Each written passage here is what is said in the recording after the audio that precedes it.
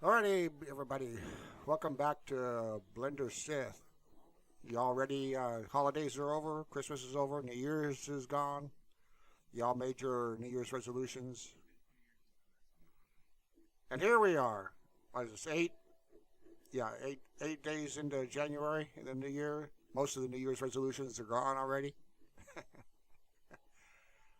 But anyway, we're here to get Blender Synth underway. For those of you that have subscribed and are ready to go, and hopefully looking to make some money. So let's start off right here at Upwork.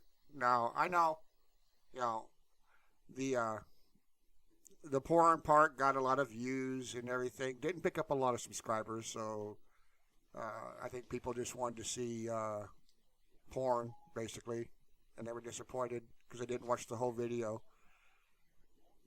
But so they weren't. It made it look like porn was interesting, but when you look at the stats, not so much. No one's really serious. Besides, that's a lot of work. I don't think that's what they're looking for. They're looking for something else. But anyway, this is the avenue that a lot of you are probably going to be taking, wanting to be freelancing. Now, Upwork is what I like as far as freelancing. I've got accounts on all the other, I've had accounts on all the freelance sites for many years, but I personally like Upwork the best. I have this is my client account. I also have a freelance account. I got two different accounts on here because you can't hire on your freelancing account. On your freelancing account, you can only accept jobs. You have to make a separate account if you want to be able to hire freelancers. And as a freelancer, sometimes you might have to hire because let's say you get a couple jobs or two, three, never turn down work. But anyway, let's say you get a couple jobs, and you can't get to them, but now you're in an opportunity where you can hire a freelancer to take up some slack and help you out. So you're no longer solo for this part. Now you're paying someone else, and now there's two of you to get through, and you got to be able to communicate and everything. And this is why we are going to start at the basics. We're not going to be fancy, here. We're not going to have all the fancy, YouTube video animations and sound design and little sound bits and all. We're here to learn Blender and get going. That's the whole purpose here. This, if you're a YouTuber that stumbled onto this, because you were searching for Blender, welcome. We got a Discord channel and everything, but yeah, this is for a lot of my social media followers and stuff that because of COVID and everything. I know I've said this before, but they've been wanting to get involved into something else to make money where they can work from home. Seems to be the big thing now since 2020. People want to work from home. They don't want to go out to a job no more. But and nothing wrong with that. But you're in an uphill battle because Blender is free to an extent. Blender's free. It's free software. Put it that way. You can make money with it for free and everything, but it's going to be a little bit longer because like I say, doing things the manual way, that's the reason there's add-ons, and that's why reason add-ons cost. A developer had to develop it, so he had to spend time in programming and developing the add-on, and rightfully so, he needs to be paid for that. And that's why they sell them. And if you're a freelancer, your success as a freelancer depends on time. Clients do not want to pay 8 hours for a job that should have took 4 or 3 even. You're not going to become very popular by doing that. So I'll show you the add-ons that I have and everything, and I'll have an affiliate link in the description for you guys to purchase them.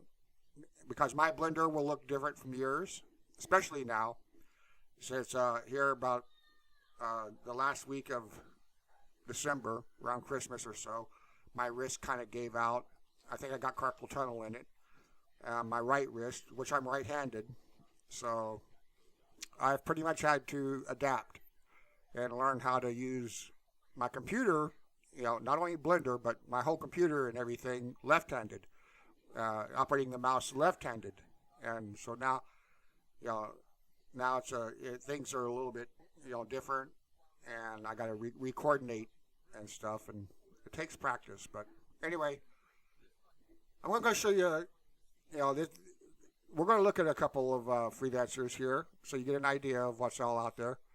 This is one in Glendale, $105 an hour.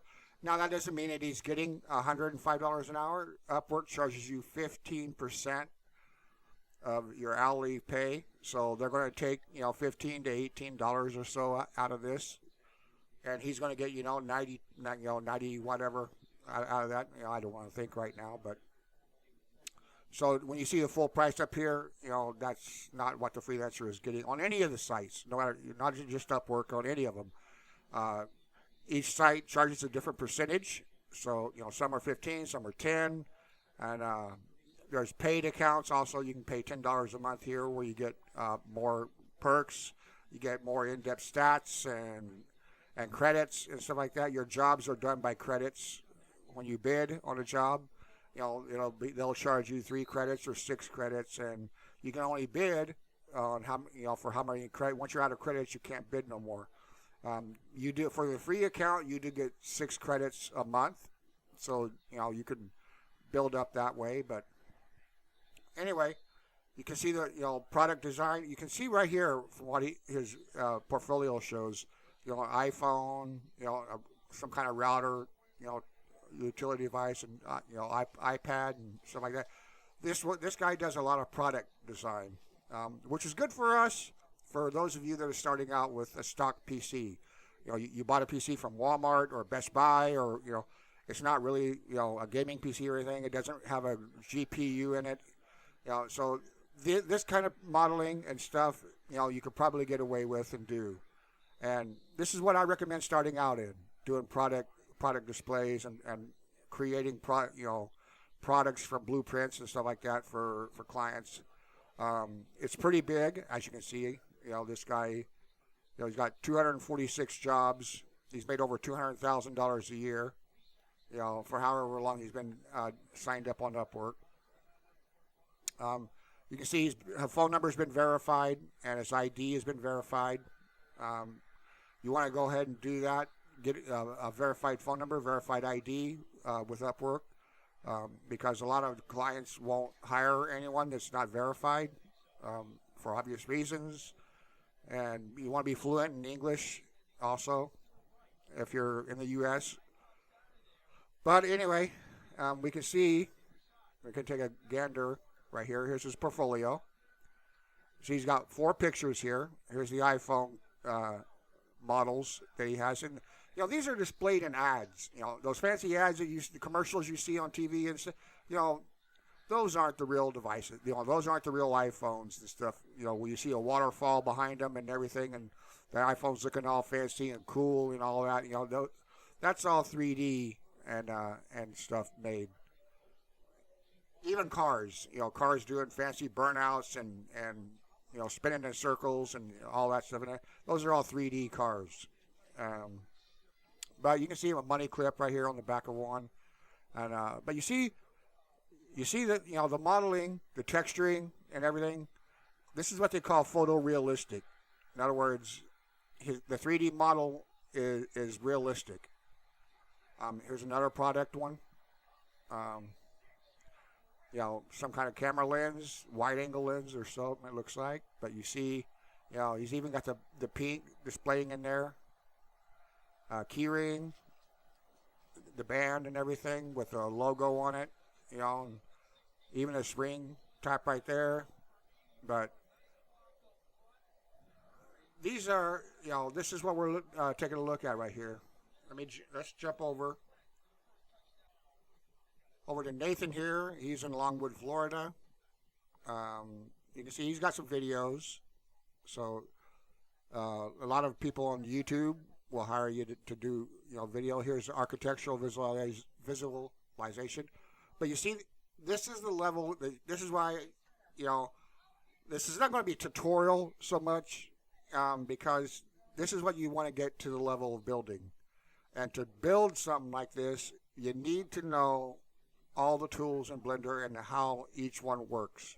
From the modeling to the animation to the texturing, the shading, the lighting, and stuff like that. Because this is, again, architectural is another photorealistic job.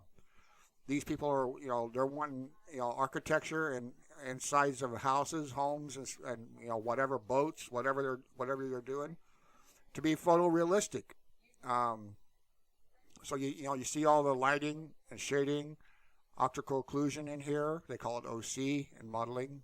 All of this stuff, lighting, all the lighting, lighting on the cabinets right here, the atmosphere lighting and shadows, and all that. All this stuff has got to be taken into account. And here you've got 10. We don't need to go through all 10, but you see here's outside view. You got different lighting. You got an HDR. You could put. You've got an ocean out there, so you got water. You got water here. That texture could be a little bit better, but we're not getting into judging here. But anyway, we'll take a look at one more, see what he has. Now here's another lighter one, and again, this one could be improved on also. But you get the idea. This is the kind of stuff, SketchUp. Now there is sketching in Blender, grease pencil, and stuff like that. This this is a program called SketchUp. Some people might be, hiring for that. Virtual reality game. 90-second reel. And this brings up another thing. Virtual reality and games. A lot of people might hire you to do 3D modeling for, a game. So you'll have to know about Unreal Engine and Unity. If you want to get into that, here's another one. SketchUp type thing. But Tomorrowland, Wipeout Speed, VR. This might be the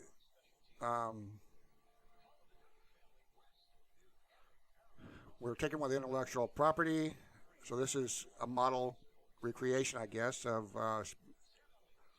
this Tomorrowland Wipeout Speedway. Could be a game, I guess. Wipeout Speedway, Unreal Engine. So this is for Unreal Engine. And what's this? Character animation previs. Let's take a look, see what it's about.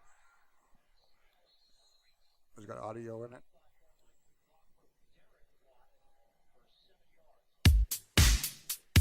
Nope, they didn't put no audio.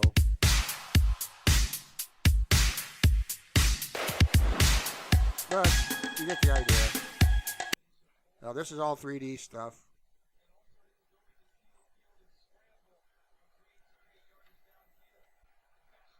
And now, here we are with Haley. She's in San Diego, another California person. Again, over $100,000. The other guy that was in California was $200,000. He's got 144 jobs. She's probably got about 100 jobs less than him. She's a little cheaper, $89. You can see photorealistic 3D modeling and rendering. That's what she's advertising. So we should see the same portfolio from her. So this is a bar, restaurant, probably type deal, outdoors with some foliage and stuff. A nice canopy overlooking it. And see, here's another one of an interior, some kind of event, restaurant, or convention or something. But you get the idea. This looks like an ad for Coca-Cola. Yeah. picture ad, probably for a magazine or something, a close-up. But you get the idea. You get the idea here. You know, these are ranging, you know, in the 80s, 90s, $100 an hour type jobs. Here's the last one, Katrina in Florida. So we got 2 in Florida and 2 in California. Photo retouching, editing, manipulations. So she's more into photo work, Photoshop probably, and stuff like that. Take a look at what she has. So yeah, close up photo retouching, probably for magazine, you know, a makeup product ad, or you know, who knows? It could be anything. See, photo enhancing, manipulation of compositing for Photoshop, Adobe Photoshop, and you know, these are programs that, you know, I have also, because I use the same thing. You see right down here, I have the Photoshop suite. I got Adobe Photoshop, After Effects, Illustrator, you know, blah blah blah. I also got Affinity Photo, Affinity Designer, also, and Affinity Publisher for creating flyers and brochures and stuff like that. But yeah, this is what you're looking at for freelancing, and this is the competition you're up again. Again, $100 an hour for is what she's charging. So let's get started. First, most of you probably don't have Blender, so the first thing you're going to have to do is go to blender.org, and this is the page that you'll land on. Goes through everything, you know, some stuff. We'll be covering all of this stuff, free and open source. So that tells you right there, you're not going to pay anything. All you got to do is click on download Blender right here, and download it and install it for whatever computer you're going to be running on. And with that, let's jump over in Blender and get a basic introduction started, and we'll end this video before it gets too long.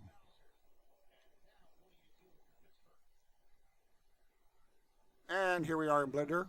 You can see you might be able to see, I got a little bit of screen burn in from the browser, from the other one is burning the screen a little bit. You know, this computer is going on 6 years old now, or actually going on 7 years old. But anyway, this is what I meant. This is not what your Blender is going to look like when you open up.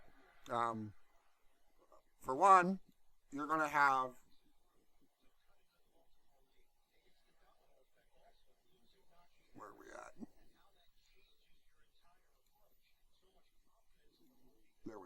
anyways, here somewhere. You're going to have the splash screen on, and you're going to see the side panel over here. But I like working full screen like this, and because of, like I said, some add-ons that I have and stuff, I really don't need the side panel and properties and the outliner and all that, because all that stuff is I access through keyboard shortcuts and other stuff. Machine Tools is one that's free, by the way, so that one you can get for free without having to buy anything. But I also have a Pie Menu Editor, which is highly customizable, and I'll show you that in a minute. But as you can see, and I have HardOps, which this allows. See, here's the properties of Hard. Let me put in a cube or something here. Now we can open that, and you can see I got HardOps, which this is basically the properties panel. I got the cube, transforms, pretty much everything that's over in there, constraints, all the, what do you call them? Can't think, modifiers. There we are, modifiers and everything. And there's some things that aren't in here, like I got Smudger Pro for customizing textures, adding detail and stuff to textures and stuff. It doesn't show up in here, and I actually have to go to the properties window when I use that. And I got Pro Lighting Studio, which is also doesn't show up in that. But for the most part, when you're modeling and stuff, this right here is most of the stuff. The object and modifier stack, and those two are the most you'll spend most of your time in. But anyway, I'll switch over. We'll jump into this. So, because this is what you'll be seeing, and see from here down is pretty much what you saw in there. It didn't have the physics window, and or that one in there. This window will change depending on what you have listed. So this one will change also. If you put a curve in here, this one will change from this to a curve object. But anyway, all that stuff we'll get into. This is just a basic introduction to get you going, get you opening Blender up. We're going to be covering all of this stuff up here in the bar in the corner over here. Now, Blender tends to crash a lot. This is a plugin, PowerBackup. It's a plugin I would recommend that you purchase because Blender crashes a lot, probably more frequently on my machine than others because of other stuff that I do, security research that I do, and programs and stuff that I have installed. Sometimes Blender has a hard time dealing with that, so it'll just crash. But this here allows you, because see with your plugins over here that you have, like KitOps, you have all of these settings and everything that allow you access to all your K-packs that you have and everything. Now this has got to be set up in properties and everything, and all of these have some kind of settings that you got to go through in the properties panel. This is photographer. We'll get into that again. This is machine tools that I told you about. This is simple cloth for making cloth. This is architecture. Landscape tools, windows, cabinets, shelves, roofs, landscapes. We can go into all kinds of stuff, but you get the idea. And the menus that I told you about. This is one we talked about, the properties window there, like that. This is another one that allows me, to switch into edit mode or face, vertex, and edge mode, which is also, when you're in edit mode. Let's try that again. When you're in edit mode, you can choose them up here, or you can just hit 1, 2, and 3. But like I said, because my situation, and a lot of other people, there's a lot of people that just like pie menus, and I'm one of them. I love pie menus, so that's what I use. And like you see, I got access to everything else. I got the shading and overlay, and all of this is pretty much everything that you would find up here in this window. Then we have this one here, Smart View Cam, Active Cam, bottom, left, right, custom views. Like I said, we'll go over all of this, front, orbit, turntable, right. But instead of this is right here at my fingertips, pushing one keyboard. Viewport and cameras and stuff. And I also have snapping that's right here. Even though everything's up here, because I have this menu here. Oh, that's up. It comes up where the mouse is. But see right here, I got my pivot, orientation, effect only, all that stuff, which pretty much covers everything here in the center. So this is why I can leave it like this, and I've got access. I can, if I wanted to, I can even get rid of this bar, this header up here, with all of these, in it, all these modes right here. Actually you can just access that from, a Z key, pressing the Z key, which you have access to. Also, you don't need an add-on or anything for that, but that gives you access to the wireframe, solid material, and rendering, which is exactly what you have listed up here. But again, and pie menu. That's the last thing we got to go over.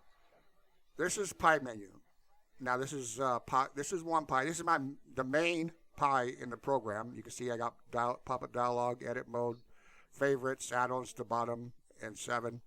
But if I press 8 right there, you can see, and these aren't, I've got stuff I haven't even put in here yet, because like I said, a lot of stuff that probably would go in here are actually covered in HardOps pop-up, or a machine tools pop-up, or one of the other pop-up, one of the other keyboard shortcuts I showed you. But you see I got lock camera to view in here, and I got properties, which will open up the properties window. Now since I have this open, we'll go to this. I'll go down to user interface, and this is pie menu. You can get this on Blender Market. I believe it's $16. You can just search for pie menu editor, and you'll get a link to it. But you can see these are all the menus that I have right here that you saw in the shortcut. And this is them over here. You set them up right here with a shortcut key. Now, this doesn't have these here don't have really any shortcut keys. The only one that does is this one here, which is Shift, Alt, and Z. And this is the pie menu that you saw. And I still got 2 slots in here that I can put something in. But here's the favorites 1, favorites 2, add-ons, pop-up, like that. All you got to do, you click over here. You can edit the slot. You can put in a Python command, a property, or choose a menu, an existing menu, which is what I do, or a hotkey combination, like HardOps. If you want HardOps, if you want to put a button for HardOps, the shortcut key for HardOps is Q. You can just press the red part right here and hit your Q key, and then click it. Then you'll have the shortcut here, and every time you click on it, we'll go back over here. It'll pop up this menu right here. But you see, I don't need that because I just hit the Q key, and that's why I was saying a lot of these buttons right here. I could put that Q menu right here, but I don't need to, because like I said, it's one key that I can hit with my left hand, and I don't need to put that in here. And here's my edit menu when I'm in edit mode. Face orientation, flip normals, calculate. Down here I got push and pull, local origin. I'll probably put shear right here because I use shear a lot and my other workflow. But yes, we'll go back to. I'll be covering pie menu editor, and I'll show you guys how to set up all these things here. And this can get really in depth. All I'm using right here, you can tell, is pie menus and the pop-up dialog. But you got a regular menu, you got a stack keys, you got a panel group, a hidden panel group, sticky keys, a macro operator, or you can put in a model operator, or just a property. So this is customizable 9 ways from Sunday, basically. But anyway, and see, there we go, and crash. Oh, I didn't show you guys this here. We'll cover this in the next lecture. A lot of people that are on Mac don't have this window because they haven't figured out how to have this window up.